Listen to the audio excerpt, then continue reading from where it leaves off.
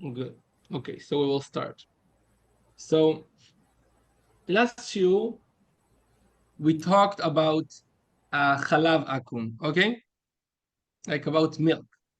And this year will be Bezrat Hashem about cheese. We'll learn a little bit differences. Last year we talked about like where it's come from the Mishnah, from the Gemara. We explained the Shalom. We explained the difference between gzera and chashash, and we said shortly that in chalav, in milk, there is a disagreement if it's a gzera, if it's a fence of chazal and it will not change, or if it's just a concern, a chashash. And we said that gvina, it's much more problematic, that even some that says that you're allowed to drink milk from a non-Jew today, they will agree that cheese is a different story. Okay? And we will talk about different kind of cheese, what's considered cheese, halachically, and so on. Okay? So I will start. Tell me if you see me even like that. Now you can see me? Good. Okay. I am not the perfect guy for everything that is internet. Okay, good. So the in Siman Kuftet Vav 115 Seif Bet, the tool said like that. He brought down the Gemara. The Gemara in Avodah Zarah 35:1, the Gemara there discussed why we have problem with cheese of non-Jews. Okay, so the tool brought down like that. The tool brought down one first reason is because they were using the, I think you call the rennet from the enzyme of the stomach of a non-kosher animal. Okay, and maybe this is the problem. And another reason, some said, because they were adding fat of a pig on the cheese to make it more shiny, and I don't know. Okay, and another reason is because maybe they are mixing non-kosher milk when they are making the cheese. Okay, this is what the tool brought down, those three reasons. But the Gemara gives us another reason. The Gemara said that maybe they make it from a vinegar, that this vinegar came from wine, and if the vinegar came from wine, we're not allowed to drink wine of non-Jews because of other problem of how it's called, of stam yenam, like we're not allowed to drink wine of goim because maybe they use it for adultery. Sacramental, yeah, and Yeah, sacramental. yeah. Thank you very much. Idolatry. And there is another few reasons in the Gemara. Now, in Tosafot, they bring down. Oh, sorry. Another reason that I didn't say. Rabbi Yeshua ben Levi said that the reason why we're not allowed to eat cheese of goim is the same reason why we're not allowed to drink water if the water was megule, meaning was open for even for a short time. You remember we talked about that last year too, right? Sure. So Rabbi Yeshua ben Levi said, why are we not allowed to drink water if it was open for even for a short time? Because maybe a snake drink from it and leave poisonous inside. So Rabbi Yeshua ben Levi say this is the same reason for cheese, because I don't know, some snake loved and this time some kind of cheese. So Tosfot they say like that. Rabbeinu Tam, he was one of the Rishonim. I think he's famous. I think many people have heard about Rabbeinu Tam from the time of Shabbat ends. You heard about Rabbeinu Tam from that? You know what I'm talking about? Yes. So, Meir, I'm really happy to see your face. I must say that. Okay. Yeah, a lot of people tell me that. So,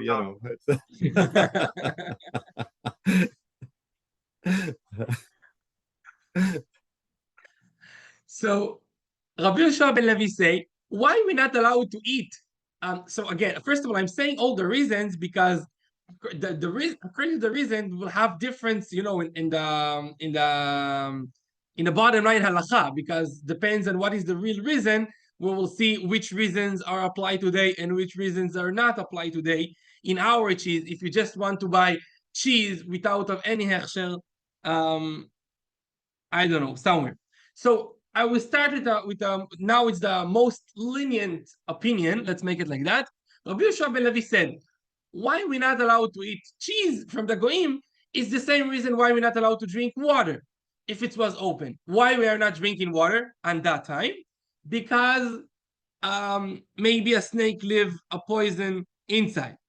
Now Tosafot Rabbeinu Tam, he come and he said, I don't understand. If this is the reason, so I don't have a strong reason for prohibition of cheese from non-Jews, because if the reason is because maybe a snake live poisoned inside, we talked about that last year. That nowadays that we don't have in most of the places that Jews live, we don't have snakes so often that we will have a common reason, like a reasonable, like something sense that not to drink water that was left for a half a second. Also, the same, we don't have a reason why not to eat a cheese that was open for half a second, because we don't have snakes so common around us like in that time. Okay, so Rabbeinu Tam said, if this is the reason, and Rabbeinu Tam says that normally when we have disagreement in the Gemara, we go after Rabbi Yoshua ben Levi because he was smart and other reason that he said. So Rabbeinu Tam said, normally we're going by Rabbi Yoshua ben Levi, and Rabbi Yoshua ben Levi said the reason is because snakes, and nowadays we don't have the problem of snakes, and in fact, we are all drinking a cup of water even if it was open for half a second. So why we will have a problem with a cheese of non-Jews? Okay, you got me. This is Rabbi Yeshua ben Levi. This is Rabbeinu Tam. So according to the Rabbeinu Tam, maybe we do have like, let's make it like that, a reason to be lenient. More than that, they say that nowadays, even the other reason, even let's say the other reason are correct, the other reason are not common at all. For example, to use this is a little bit hard to get to it, but I will say what they say. They say to use a rennet from non-kosher, it's not so common. Nowadays, it's much more problematic because I can't tell you how much it's common. I don't think it's not common at all. I can tell you that it's 60%. I think it's less. And it goes to different halachot of what's considered miuta matzui. And another thing is that today, nobody really take, nobody take the stinky stomach and really put milk in it. It goes through a process, and some says that this process change the prohibition. You know what I mean? I will give you that a little bit more, but this is in bracket. In any chemical materials, what? Yanda. Yanai? I have a question on Rabbeinu Tam. That's it. Okay. I'll let you finish the thought though. Okay, so I will say now in bracket because I said that Rabbeinu Tam said normally we're going by Rabbi Yoshua ben Levi. Rabbi Yoshua ben Levi said the reason is because of snakes, and nowadays nobody cares about that because we don't have snakes around us. So Rabbeinu Tam said if this is the reason, cheese should be okay. But more than that, even the other reason are not apply so much, because first reason they say to use the rennet to use the stomach of non-kosher of even a kosher animal that was not slaughtered properly, like a nevela, it's not common so much because they were doing it from, they would bring the enzyme from kind of planet, no plant. Plant. Thank you very much. Planet is like the stars and stuff, right? Yeah, thank you. Plant. And which reasons we also had? I just forgot what I said. We had another reason, and and Shuman Khazir, and he said, and about the concern that maybe they put a fat of a pig inside. They say that in some places, I even saw it here. I just had a conversation with some Arab here in Egypt. I didn't know about that so much, that they have kind of fast, that when you are fast, it means that you don't eat meat and chicken. Do you heard about those kind of things?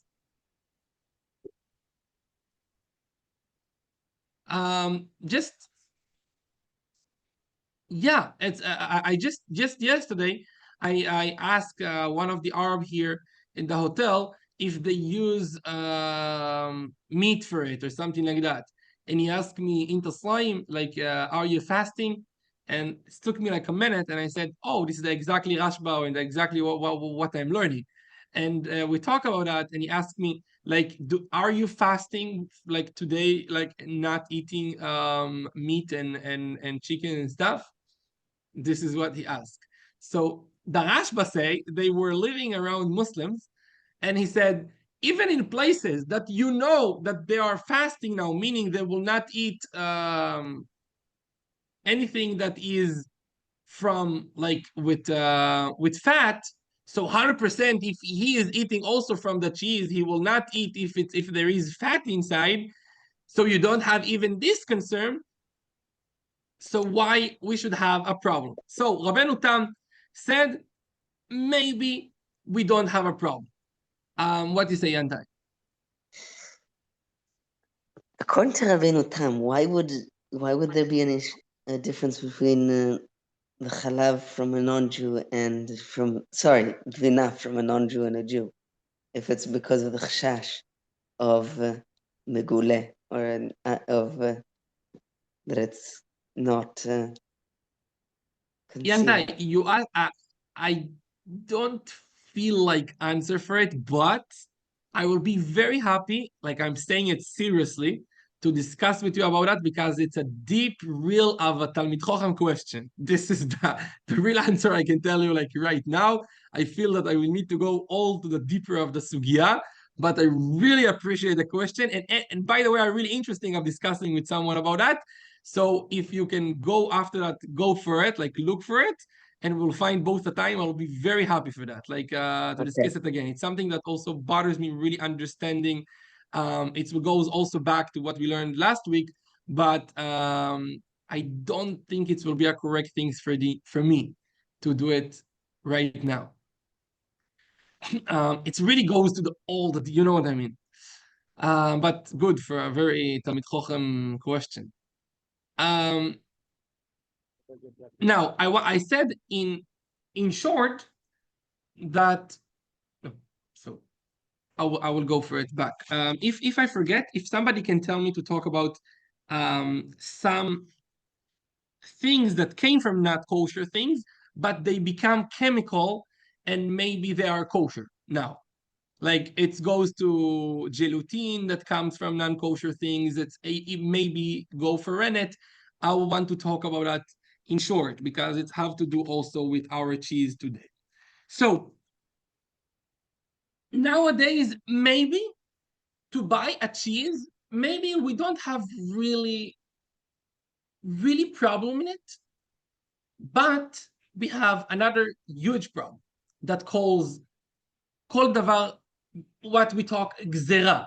Okay, it's the same like second day of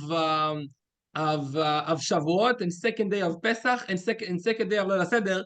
Why we keep those kind of things? Okay, so somebody can tell me what is the real answer. Somebody know what is the real answer of why we are keeping 2 days nowadays in Chutz La'aretz? Isn't it because we didn't always know when like the day was starting? So when sunset, it would be like a different time. It could be there could be like a variance in the time. It's 100% correct, but why nowadays that everyone know 100% why we still keeping it? I think it's because we established the tradition of keeping 2 days, and we don't want to break that tradition. Good, but here I want to make a distinction. It's halachically between what is tradition that sometimes we change, and I give you example of things that we all change, as the halacha, the Gemara, everyone said we're not allowed to drink water if the water was open. What's the difference between that and between between that to cheese and between milk to cheese, or if you want to add it second day of holidays?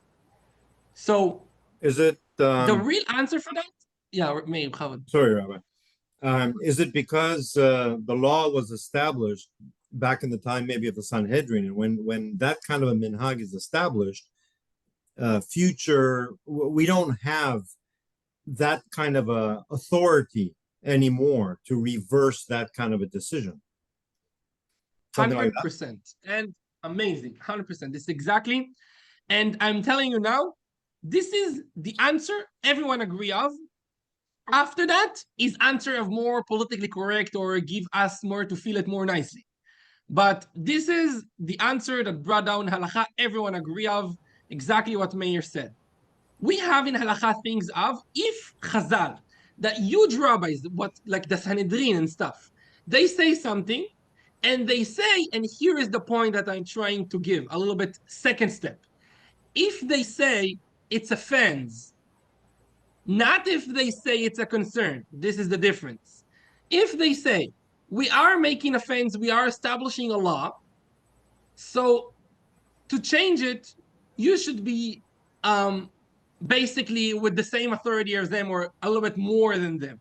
Okay, maybe we'll go, it can be a very interesting shiur of explaining about the Sanhedrin and about trying to establish a Sanhedrin today and what's the problems of that today. But when they established a law, we don't have the authority. For example, I do not have the authority, and even much huge rabbis than us, like a Rav Ovadia or a Rabbi Milubavitch, doesn't matter who, even the Rambam, they understood that they are not the same level of the Sanhedrin. So every law they put, we don't change till we will gather all the Jews together and all the big rabbis of the nation, like what was on that time. Okay? But the difference is, some things they said it's a law, and some things they say it's a concern. So if they say something in the law, we don't change. If they say it's a concern, so if the concern is not applied today, we just change it. Okay? Now we'll go to examples that everyone agree with. The second day of holidays, they say it's a law. Okay? And what's called gzera in the term of Chazal. Now, maybe today, and this is how it's look like, that maybe today, if we have the authority, maybe we'll change it. But we do not have, and we're going by the laws of us, of our nation, and we keep it. But example of something that they say too is don't drink water from water that was open. And we talk about it. Do you know any ultra-Orthodox that will not drink a cup of water that was open for a second? No, right? Yeah. Meir, the custom of Iraqi was what? Sorry, I missed that. Say again. Oh, Sorry. I said, the halakha said, like the Gemara said, and let's make it easy. The Sanhedrin said, the Shulchan Aruch said, everyone said that if we have a cup of water open for a second, we're not allowed to drink it. And my question is, do you know about even one ultra-Orthodox or even one place, one custom that nowadays they will not drink those kind of water? Like a normal water that was open? No. Overnight, right? yes, like you said, but not for overnight one is second. a different thing. Yeah. I'm talking about mashkin megulim. Yeah. So why everyone do it, even Orthodox? Because we understood that it's not a fence, it's not a gzera, even though it's brought down in the halacha. Everyone understood that it's a consume of maybe a snake put poison inside, and now we all understood that it's not common to have this kind of things at all. This concern of having a snake. Concern, sorry. Now, now I want to understand, to make it more clear about the difference between milk from an anju and a cheese from an anju. Okay? The Rashba and the Rambam, they say really clear that cheese is not a concern of Chazal, it's a law, it's a fence. Okay? Cheese of non-Jews. Okay? The Rambam say, even if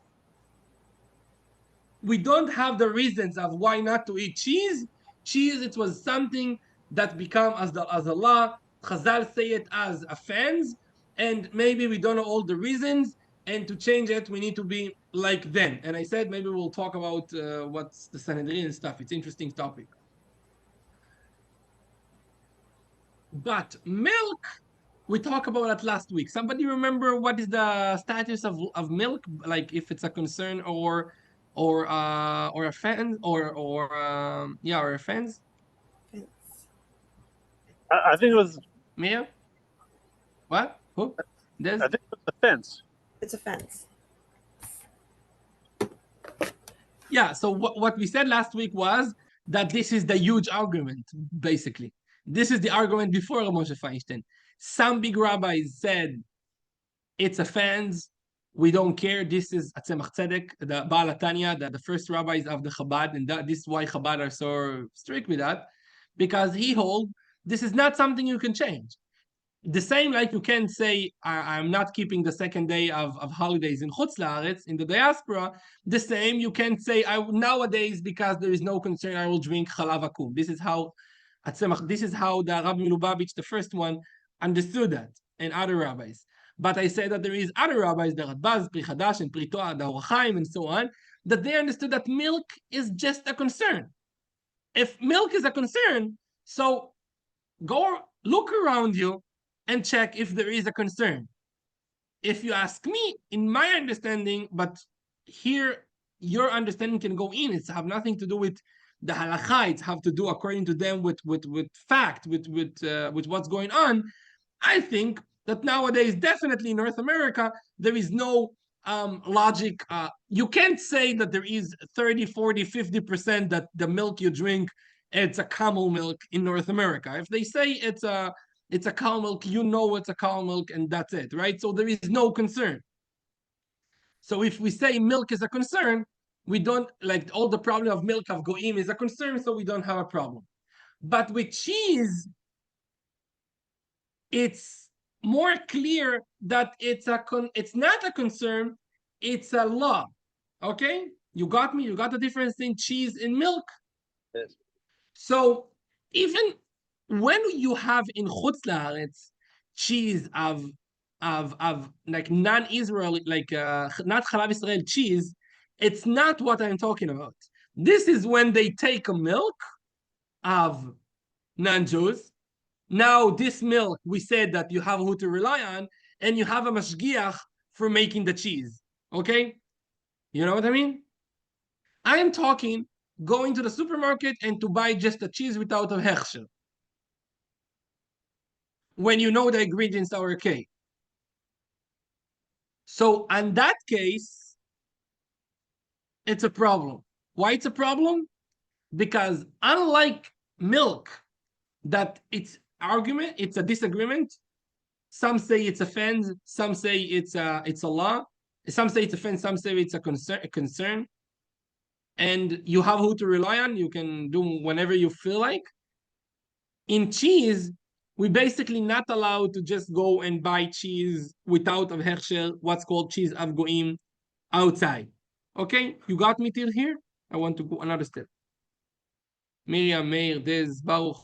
Is there reason, Rabbi? Can you hear me? Yeah. Is there reason with cheese because there's a strong likelihood that they've used their rennet product that's not kosher? Is that basically the reason? No, this is what my point. My point is, if you have a strong concern, so everyone will agree it will be a problem, because if we have a concern, we don't need to go to the level of if it's a law or just a concern. What I want to say is that cheese, even if you do not have a concern, you live in a country, you check it up, you saw that normally they don't use rennet of not kosher things. They use chemical things. Many places use chemicals nowadays, or any other method that are not really taking a stomach of a non-kosher animal, okay, and using the Enzyme. acid from there. Yeah, the enzyme. Thank you very much. So even if you do not have the concern, cheese is a law, is like second day of holidays. It's not like milk that some say it's not.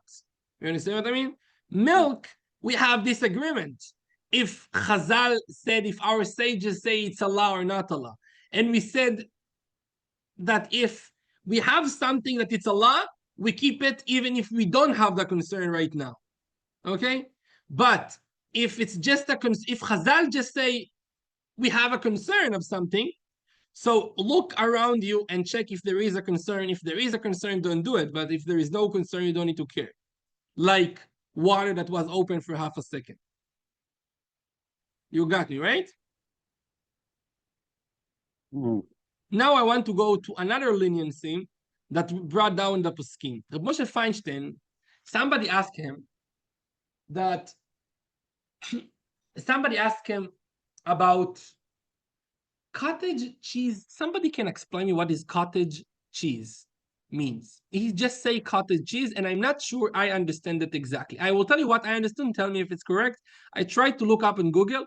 Google told me cottage cheese means, basically AI told me, and it's worked for me 100% inside. All cheese that they are more soft and not like real cheese, like what we call gvina levana and cottage and all those. It's correct. He spelled cottage cheese with Hebrew. He said kuf tet, like that. But I will tell you what the reason he says. So this is why it's worked for me. This understanding. I ask AI. This is what the AI told me.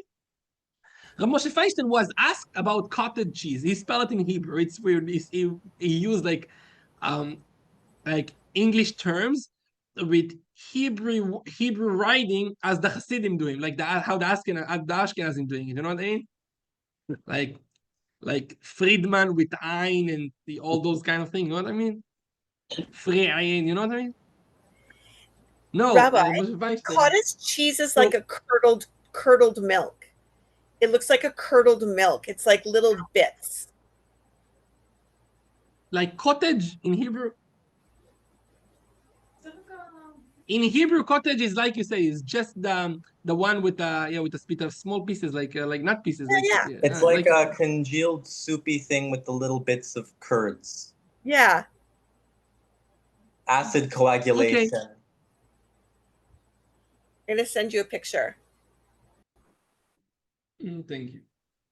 So Moshe Feinstein got the question from some rabbi. If in his community, people were buying that from Goim, basically just buying it from the store in North America. Okay, back in the days before Kashrut were so huge, and nowadays Baruch Hashem in North America have, in my view, almost everything kosher in compared to other places in the world except of Israel. Baruch Hashem, right? So he was asked if he need to tell something to his audience, like to his kehila, or just to live and do whenever they feel, because we said milk you have who to rely on to buy from goyim. Cheese we not allowed because cheese is not a concern. Cheese, it's a law. It's our sages say we're not allowed till we will be, I don't know. What about this cottage cheese? So Moshe Feinstein says something very interesting.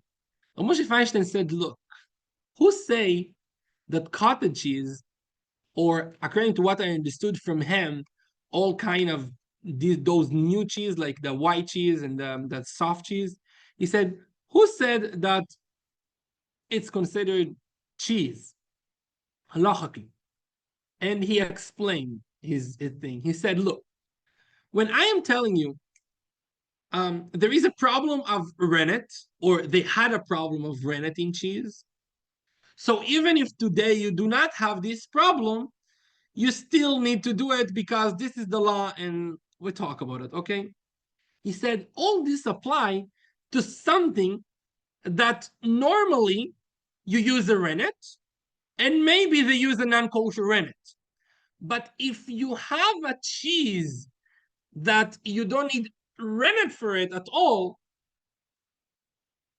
and the way of making it is different, so who say that this is part of the cheese? They talk about it at all. Okay? You see what I mean? And he talked about the fact how you make it. I check it up a little bit in Google, but you can see. I told AI this, what he tried to say, and he told me it's basically correct.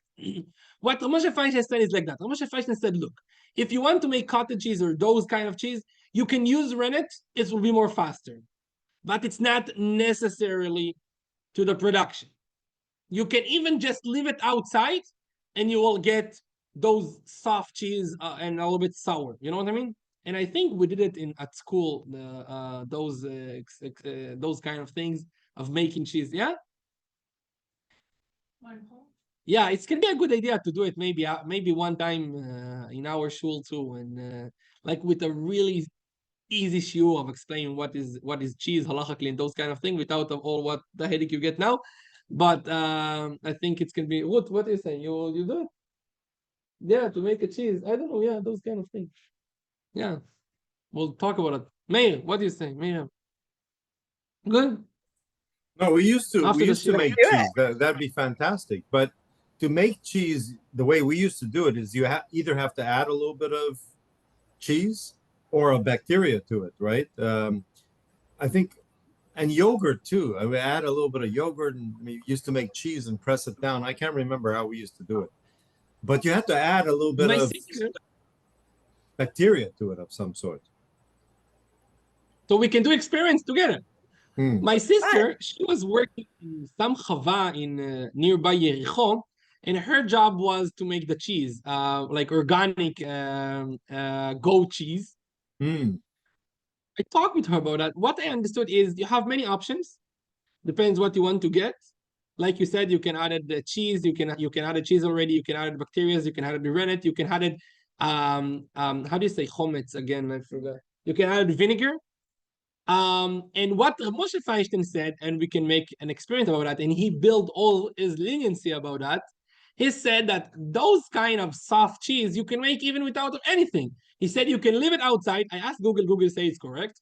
You can leave it outside, and it will become cheese by itself. It will just take you a little bit more time. Okay? And it will be a little bit more sour. This is how Google said we can make an experience. Now, Moshe Feinstein came and said, look, this is not what Chazal considered cheese. Chazal considered cheese stuff that you need rennet for, not something that you can even just leave it outside, it will become a cheese. This is not cheese halachically. Cheese halachically, maybe he said, is just the hard cheese, not what we call nowadays also cheese, meaning those soft cheese. Okay? And if this is correct, this distinguish that Moshe Feinstein doing, so hard cheese will be cheese. So if it's not from a Jew, we're not allowed to eat. But soft cheese, maybe it's considered milk halachically, like yogurt and all those kind of things. Yogurt, soft cheese, maybe you do allowed to consume it or to use it from a goy. Do you got me? You understand?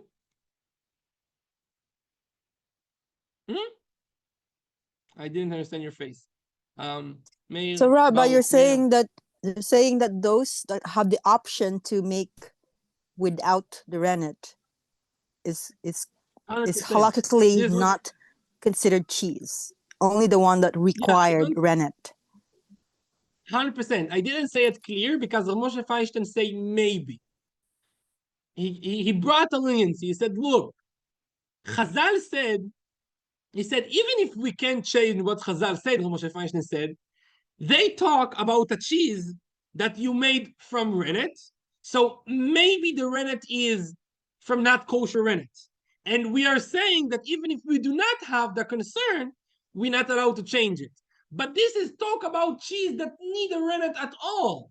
Kosher rennet, not kosher rennet, need a rennet. If this cheese don't need a rennet, who said halachically it's considered cheese? This is what Moshe Feinstein said. And if it's not considered cheese halachically, so it's milk. If it's milk, we said Moshe Feinstein hold like that halachically you're allowed to use it from non-Jews. Okay? Mikaradin. You got what I mean? So it's make a huge difference because cheese we're not allowed to use from goyim unless you have the mashgiach and so on. But you're not allowed just to buy cheese. Milk you do allow. Okay? If I am telling you that soft cheese is not considered cheese halachically, maybe you're also allowed to, you will be allowed to use that because you're not allowed cheese, but this is not cheese. Loophole, Jews are all the time, we're lawyers, you know what I mean?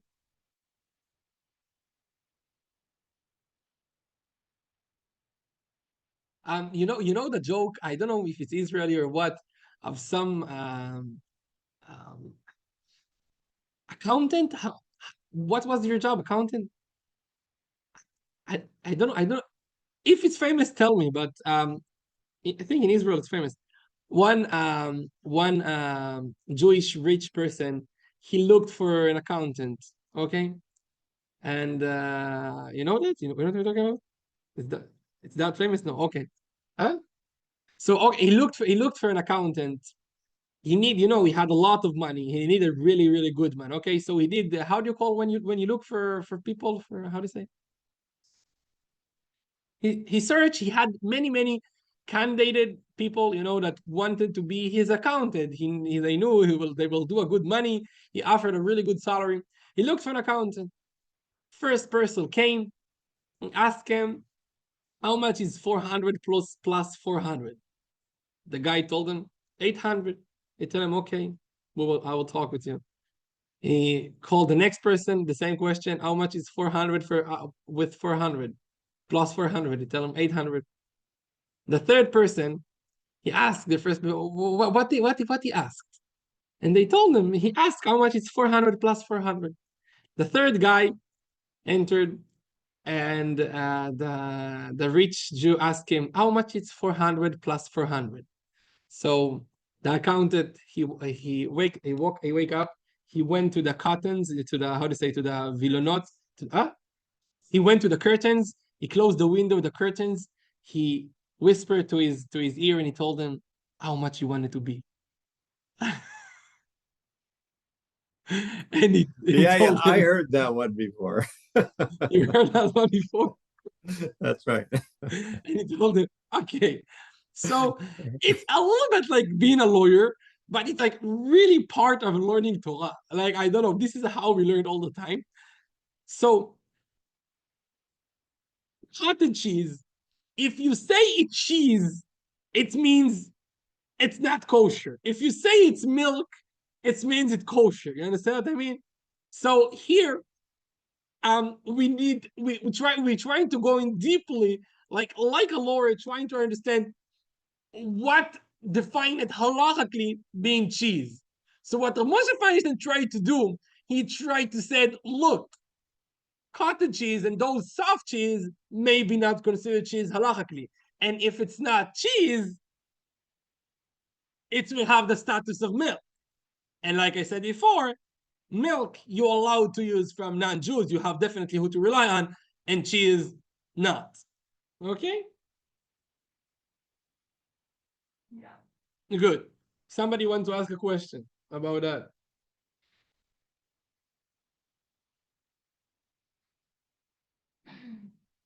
Everything clear?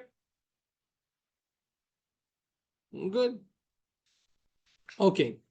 So if it's clear, I will want to a little bit talk about in general what like the Sanhedrin and how those laws were working and so on. Okay. And what's the problem today? And okay. I think it's very interesting topic. We'll talk about it in short, and one day we need to do like a real shiur of it. How, like this, exactly like Meir said, every laws that the Sanhedrin said, we basically keep it nowadays. I think it's a very deep foundation of all kind of Orthodox, Ashkenazim, Sephardim, Yemenis, doesn't matter who, that we're not changing laws that Chazal said, even if it's look for us, that nowadays it should be different. Okay? So I want to say a little bit more about that. So we had, back in the time, the Jews were much more organized, okay? After Hashem gave Torah and the time of the Shoftim, after Moshe Rabbeinu, the time of, all of them, and till the time of the Mishnayot almost, Am Yisrael had the writing Torah, okay? And we had the explains for that, like the oral Torah, and there is no disagreement at all. The laws were very, very clear. If we had something, if two people or two rabbis had disagreement about one understanding in the Torah, what they were doing, somebody knows?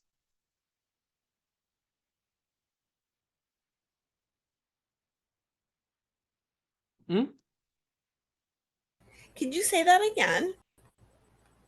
Like back in the days, before the time of the Mishnayot, between the time of Moshe Rabbeinu, the time of the Shoftim, all the time of the Tanakh, and after, time of first Bet HaMikdash and second Bet HaMikdash, and so on. When we had something, we are not sure if this is kosher or not, if this bird is kosher or not, or any kind of kosher. That the pasuk said, כי יפלא ממך דבר למשפט, בין דם לדם, בין דין לדין, ובין נגע לנגע, דברי ריבות בשעריך. The pasuk said, if you are not sure about kind of tzarat, about kind of blood, if it's if the woman, she is becoming tameh from that or not, any question you have, and you are not sure what you are doing, what was the Jewish nation where before our problems, what we were doing.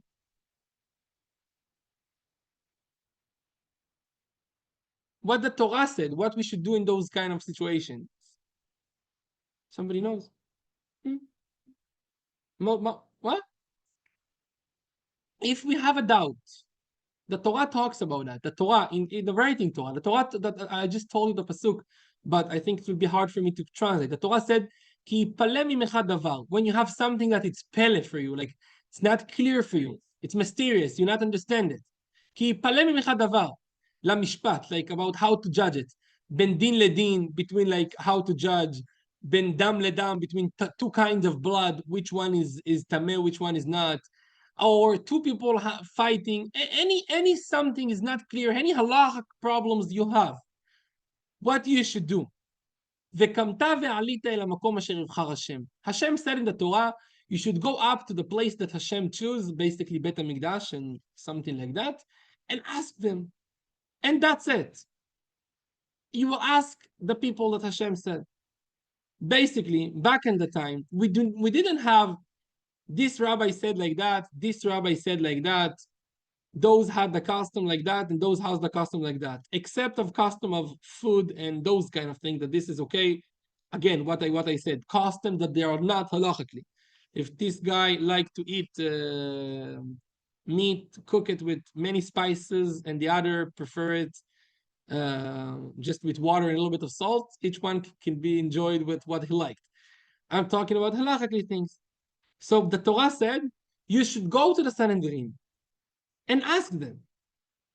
And we had like 71, I think, and Sanhedrin. And what the majority said, this is the law, and that's it. And more than that, and if we have one rabbi that don't want to follow what the majority said, we are killing them. This is the punishment. Okay? There was no such a thing after the law, after the majority said, this is what it is, and that's it. Okay, this is how it was for many generations in our nation. And this is how it should be. Okay? But we had Sanhedrin. So if we have Sanhedrin, the Sanhedrin can change.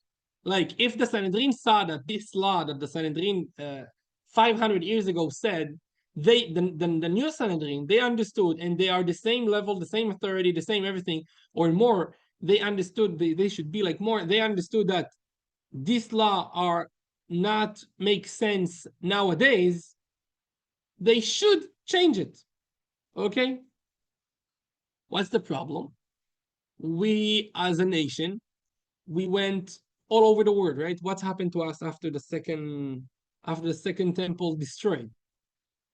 We went to Iraq in the beginning, to Babylonia, and really fast, Jews find themselves, how the Rambam said, even in really further islands, right? Right? You with me?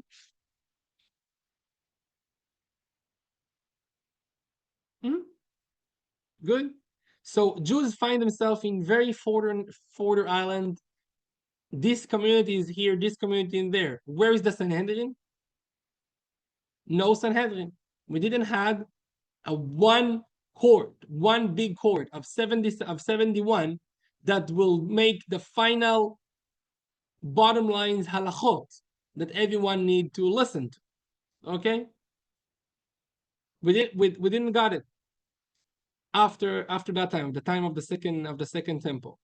So since that time, at the beginning, the majority of Am Yisrael, the majority of the Talmidei Chachamim, the big rabbis, they were in Bavel, okay?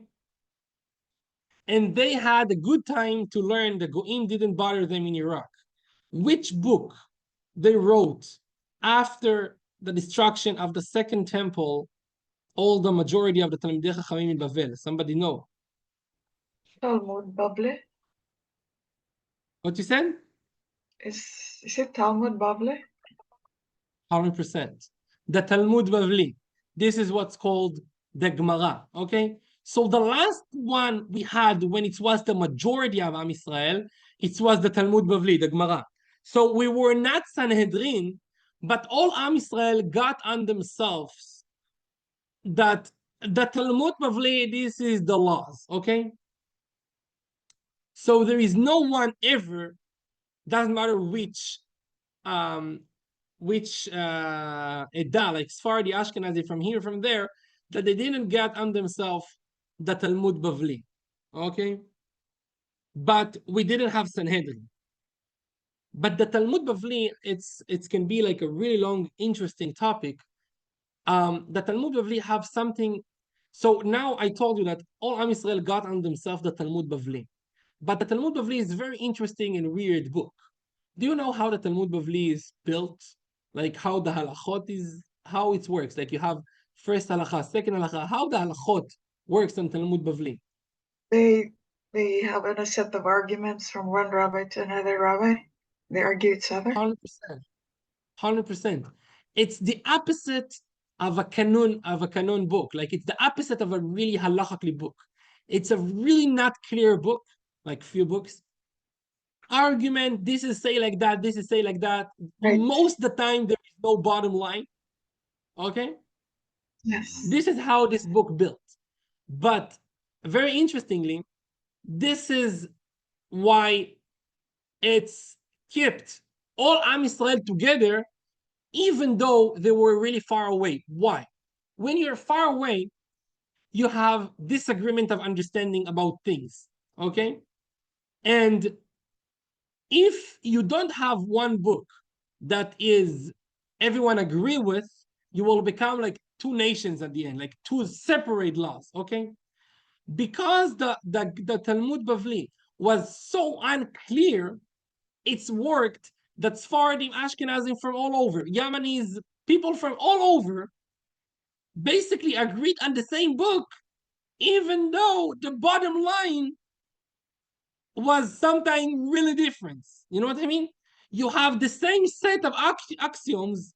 You can talk together about the same halachot, and you can discuss together, and you are both bringing sources from the same book, even though the bottom line was different, because this kind of book give you really wide way of bottom lines. Like you can understand it even like maybe to that way or to that way very easily. You know what I mean?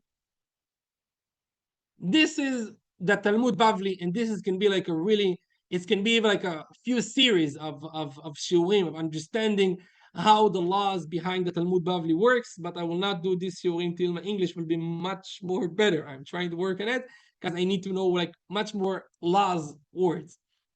But in general, I think you got me. Now, after that, we have even not that. Nowadays, you can be Orthodox, Jewish. This guy can follow the Rambam, and this guy can follow the Shulchan Aruch, and nobody can say anything. And this guy can follow the Ramah, okay? And we all agree that we all Orthodox, we all Jews, we all keeping the laws. But after the Gemara, after the Talmud Bavli, we don't have one book that everyone agree on. And more than that, even the time of the Gemara, we didn't have Sanhedrin. Okay? So before the time of the establishment of the state of Israel, was something called the Rabbanut HaRashit LeIsrael. It was established before the time of the country, even. Okay? One of the reasons they established what's called the chief rabbi of Israel, the goal was maybe we will איך אומרים להצליח? רות? Thank you. Maybe we will succeed to gather the Jews together under one authority, the Rabbanut HaRashit LeIsrael, and we will make again a Sanhedrin. And if all majority group of Jews will agree which rabbi they are sending, and we will succeed making again a Sanhedrin, meaning and like university, yeshiva, call them whatever you want, that 71 of them will make the decisions and all Am Yisrael will agree on that decision, so we can change things, okay, according to the laws of the Torah. The Torah said you just can change when you have Sanhedrin. I never went deep to that because I never learned so much about Democrat things, but I will not be surprised if somebody will learn it and would tell me that Democrats' ideas came from Jews at the end, because this is how Sanhedrin works. In Sanhedrin, we're talking about like 3,000 years ago. I think it's much before Democrat came to the world. Like, you're not allowed to change laws till you have all the nations agreed about the people that you send, and you have 71 people and the majority decide something. I think it has something to do with Democrat ways. I'm correct or not? Hope. What? It sounds like it. Yeah. So nowadays, we hope that one day it will work, but Arav Ovadia talks about it, many big rabbis talks about that, but nowadays the Jews are not united enough for that, okay? People try to do it, didn't work. At the beginning, was the beginning of the separation with the conservatives. Now, I'm not talking about the reform. The conservative at the beginning, they said, no, we will change the second day, and we will take few rabbis and we will discuss it, and that's it. But the Orthodox told them that we didn't succeed. You don't have, some rabbi said, look, it's a good idea, but it's a really good idea after all the nations agree about it. If not, you will be just a different movement. It will just be a movement of Jews. And we don't want different movement of Jews to make a new movement. We want all the Jews. You can't take few rabbis from Europe and make decisions for all Jews in the world, okay? But we need to try to go for it. You know what I mean? People try for a few hundred years. hope one day it will work. We even wait for a state for a much longer time and it's worked. So maybe it will work. So about what we learned, till we have that, laws, clear laws, we don't change unless it's a concern and so and so and so and so and so on. Okay, because if not, if it will lose also it will basically lose all the way of the laws of the Jews. And I think that this is what happens for different movements that try to do it before you have majority of Jews agreeing on people and those really smart people agreeing on something.